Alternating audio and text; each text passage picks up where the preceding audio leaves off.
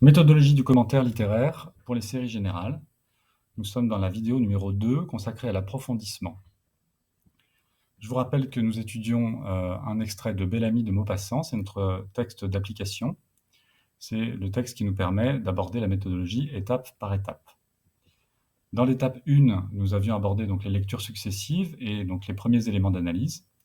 Dans l'étape 2, donc, nous traiterons donc de l'approfondissement de l'extrait avec interpréter et questionner. Les brouillons que nous avons construits dans la première étape ont permis de dégager un certain nombre d'éléments d'analyse déjà et d'interprétation. Nous allons cette fois davantage approfondir en commençant par nous pencher sur le genre du texte. Donc le genre est un élément important parce il va vous donner des pistes pour questionner l'extrait, pour entrer dans le texte et l'analyser. Donc vous pouvez avoir 4 types de textes suivant les objets d'étude. Un extrait de roman, de théâtre, de littérature d'idées ou de poésie. Et à chaque fois, vous allez avoir des questions qui vont se poser suivant le genre. Donc par exemple, le roman va vous imposer un questionnement sur la narration, le point de vue, le temps, les personnages, etc. Le théâtre, on parlera des répliques, des didascalies, du rapport au personnage, du rapport au spectateur. Littérature d'idées, ce sera toute une étude de l'argumentation, le thème, la thèse, la stratégie. Enfin, la poésie avec la musicalité, la forme, le lyrisme éventuellement, les sentiments, etc. Donc ici, nous avons un extrait de roman, et on se pose la question donc de qui raconte. On voit bien qu'il s'agit d'un narrateur extérieur qui rédige son texte à la troisième personne, et que le point de vue est celui du personnage de Georges Duroy. C'est un point de vue interne, c'est un élément important. Nous allons voir que ça va être essentiel dans notre compréhension de l'extrait. On constate également que cet extrait de roman raconte un événement assez simple, c'est-à-dire l'ascension de Duroy du rez-de-chaussée au troisième étage, et que c'est un texte aussi très descriptif. Deuxième élément, on va approfondir, chercher à interpréter l'extrait à travers donc d'autres lectures, des lectures successives. Donc voici ce qu'on peut déjà dégager comme premiers éléments. C'est un texte qui est centré sur Duroy, on l'a déjà dit, qui se révèle être un personnage assez complexe, puisque au départ, il est assez enjoué, assez au contraire, il est plutôt dans un état, il se trouve mal habillé, mal apprêté, il est plutôt angoissé.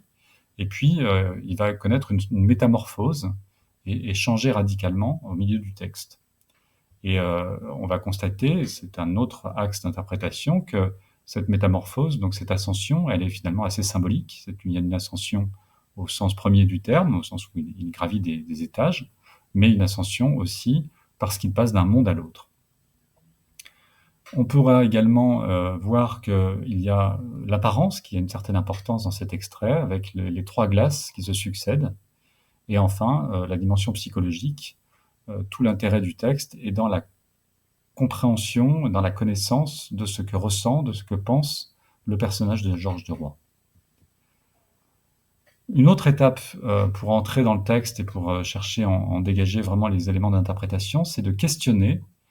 Questionner, ça signifie se poser des questions, enfin, voir quelles sont les questions importantes qu'il faudra se poser sur ce texte, quelles sont les questions qui sont suggérées, et puis chercher à y répondre.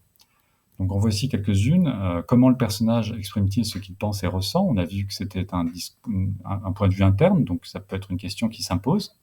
Et cette question, eh bien, nous amène à des choses qu'on a déjà un petit peu abordées, c'est-à-dire ce changement assez intéressant du personnage, qui d'abord se déprécie et puis après se trouve élégant et plutôt montre une grande confiance en lui.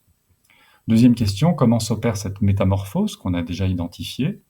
Et là, on va pouvoir insister sur les glaces, sur l'importance de l'apparence, le fait qu'il se voit différemment. Ou encore, une question sur la symbolique, que représente ce passage pour Duroy? Et donc là, on pourra aller un peu plus loin dans l'analyse du texte et voir que c'est une manière de représenter son passage d'un monde à l'autre, de la pauvreté à la richesse, de l'absence de confiance en soi à l'orgueil et au narcissisme, etc. Une fois qu'on a questionné le texte, qu'on l'a interprété, On peut déjà définir un premier projet de lecture, c'est-à-dire une problématique.